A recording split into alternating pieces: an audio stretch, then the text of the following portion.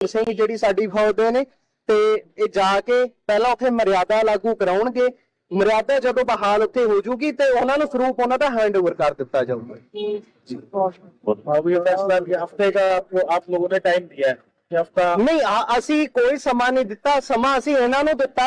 ਇਹ 2 दिन ਲੈਣ, 10 दिन ਲੈਣ, हफ्ता ਲੈਣ।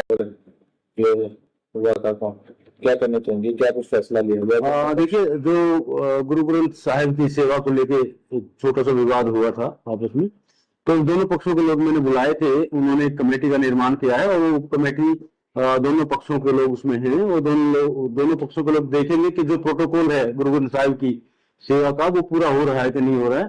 और फिर उन्होंने नेक्स्ट मीटिंग कमिंग संडे को रखी है। तो जब तक ये लोग जिस चीज की कमी है प्रोटोकॉल में वो चीज को पूरा करेंगे मंदिर के अंदर, और उसके बाद गुरु ग्रंथ साहिब को दोबारा से यहाँ पर स्थापित कर दिया जाएगा। ये दोनों पक्षों ने आपस में बैठ के फैसला लिया है। जो सुबह